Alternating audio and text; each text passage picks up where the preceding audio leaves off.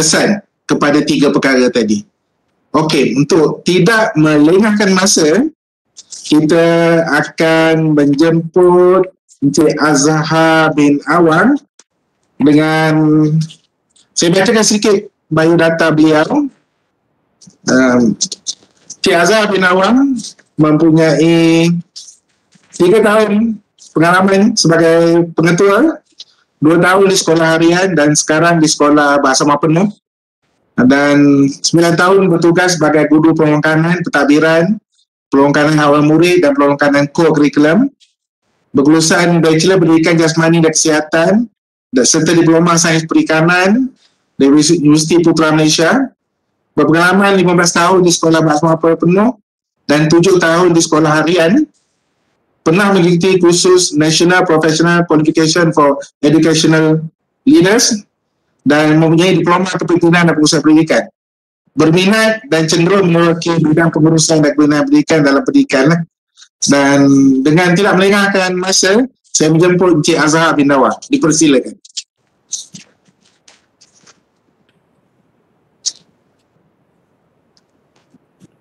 Bismillahirrahmanirrahim. Melati kuntun tumbuh melata, saya merbah di pohon cembara. Assalamualaikum, pemulanya kata, saya sembah pembuka bicara. Salam sejahtera dan selamat datang semua. Saya Azhar bin Awang, pengetua SPP Integrasi Tun Abdul Razak, Pekan Pahang. Hari ini ingin membicarakan tentang konsep yang bertajuk Human Governance dalam amalan kepimpinan positif. Ini menunjukkan gambar kartun manusia yang di mana di sekelilingnya saya meletakkan beberapa sifat manusia. Antaranya adalah bekerjasama, berdisiplin, menghormati, amanah, prihatin, jati diri, jujur, ikhlas dan berkasih sayang. Jadi ini adalah satu sifat-sifat yang mulia yang perlu ada pada setiap insan. Dan agama ini pun, semua agama di dunia ini memerlukan sifat-sifat ini. So, hari ini saya nak pergi lebih lanjut lagi apa yang dikatakan human governance ataupun tabir urut insan.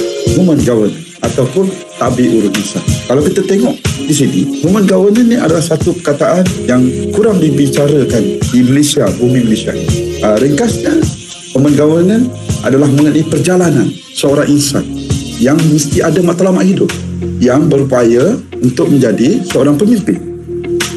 Seorang pemimpin sama ada untuk diri sendiri ataupun orang sekelilingnya. Konsep human governance adalah nilai-nilai murni yang perlu ada pada insan ataupun manusia bagi mengenal pasti yang insan itu bertindak sebagai khalifah sejati di muka bumi. Nilai insan bukanlah satu peraturan. Ia adalah lahir daripada lubuk hati kita, ikhlas dan kejujuran. Itulah yang perlu kita faham. Apa itu konsep human governance? Kenapa wujudnya human governance? Sekitar tahun 70-an 80, perniagaan pesat berlaku di mana manusia berlomba-lomba ingin menjadi kaya. Dari situ banyak berlaku pecah amanah, salah laku, rasuah dan sebagainya. Di sini timbullah idea manusia bagaimana nak mengurangkan tingkah laku yang tidak benar tadi. Timbullah etika dan kod peraturan untuk mengatasi masalah ini. Namun begitu, bukan persoalannya kod ataupun etika itu. Persoalannya adalah tabir uruf insan, human governance. Kepentingan dan tujuan human governance dalam konteks di sekolah. Sebagai pemimpin, sudah pasti dia berfungsi sebagai pengurusan utama yang memerlukan skill komunikasi dan hubungan yang baik dengan guru-guru dan pekerja untuk melahirkan suasana iklim kerja yang baik. Itu dinamakan kemanisan dalam bekerja. Manakala guru, sudah pasti waktu mengajar anak-anak didik, dia akan membentuk beberapa kumpulan yang pandai, yang sederhana, yang berpotensi. Di mana berlakunya kongsian dan wujudnya kasih sayang antara satu sama lain. Aspek kedua tentang kemenjadian murid. Ini peranan yang cukup penting. Ini dah jelas dinyatakan dalam falsafah pendidikan kebangsaan, iaitu Jerry, yang mana ia menekan kepada jasmani, emosi, rohani dan intelek. Di sini kita dah tahu kita ini bila masuk je dalam pendidikan, bahawa skop 4 perkara ni perlu diutama. Sebagai pendidik atau guru, kita tidak boleh lari daripada menuju ke arah 4 perkara. Aspek jalinan ibu bapa dan komuniti penting untuk pembinaan insan yang terbaik dalam proses pembelajaran laku di sekolah. Yang pertama adalah asuhan daripada awal. Yang kedua, peranan dan tanggungjawab ibu bapa. Merujuk kepada anjakan ke-9 Pelan Pembangunan Pendidikan Malaysia, penekanan penglibatan ibu bapa, komuniti serta pihak swasta akan memberi impak yang optimum terhadap pembangunan modal insan yang berkualiti, di mana interaksi dan pengalaman yang berbeza akan melahirkan tingkah laku murid yang unik.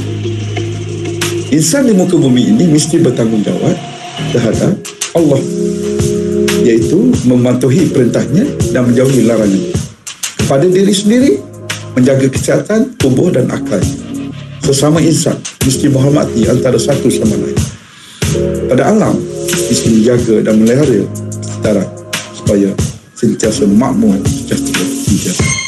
Kesimpulannya, kebijaksanaan insan pendidik dalam melaksanakan tanggungjawab sebagai pembimbing dan pemimpin bagi menghasilkan role model yang berkesan ke arah merealisasikan falsafah pendidikan kebangsaan. Dengan ini, ilmu takbir huruf insan di Malaysia ini, cadangan saya, perlu diterokai, dikuasai dan diaplikasikan secara meluas. Ingat, hubungan kita dengan Allah Ta'ala dan hubungan kita sesama manusia akan melahirkan insan yang hebat di muka bumi.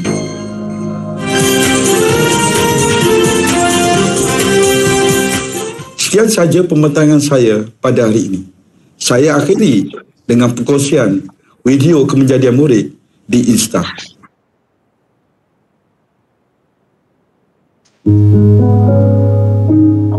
Pendapat saya tentang tajuk human governance dalam amalan kepimpinan positif ni, ia memang menekankan iaitu aspek kerohanian dalam kepimpinan. Kita tengok pada surah An-Nisa, Ar-rijalu qawwamuna 'ala an-nisa'i bima faddalallahu ba'dhum 'ala ba'd wa bima anfaqu min amwalihim. Lelaki itu adalah pemimpin. Pemimpin untuk kaum wanita. Jadi apa maksud kaitan kat sini? Sebagai pemimpin, macam mana dia nak memimpin anak-anak murid dia. Aspek kerohanian ni memang sangat penting. Jadi macam mana nak dapat aspek kerohanian ni? Bila kita bekerja, kita hamlu minanas. Di samping itu kita hamlu minallah, berjaga juga ikatan dengan Allah. Jadi kita kena menerapkan aspek kerohanian ni. Macam mana dapatkan kerohanian yang tinggi? Pertama sekali amalan kita, solat wajib apa semua tu yang tinggi. Puasa, apa segala benda yang wajib. Kita dengan amalan-amalan sunat, banyak penenang hati, zikir dan baca Al-Quran hari-hari. Istiqamah, kita akan dapat satu penyelesaian iman tu. Sedikit pandangan ataupun sharing berkenaan dengan tajuk human governance dalam amalan kepimpinan positif. Tajuk ini sangat relevan untuk pelajar. Pelajar-pelajar harus diterapkan dengan nilai takdir urus insan yang mantap sebelum mereka keluar ke dunia realiti.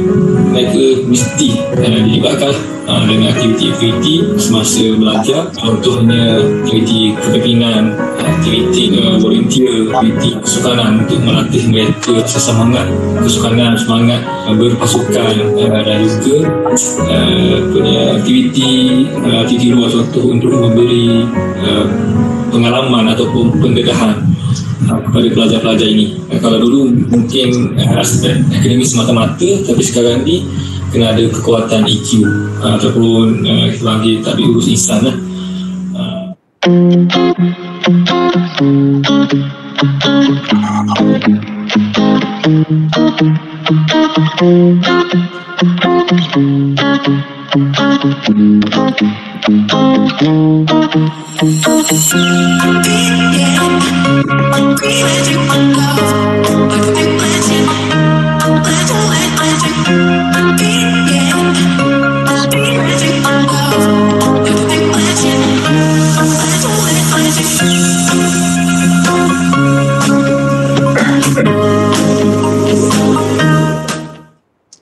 Terima kasih kepada Encik Azhar bin Awang yang nampaknya ada beberapa perkataan yang menyeronokkan hari ini.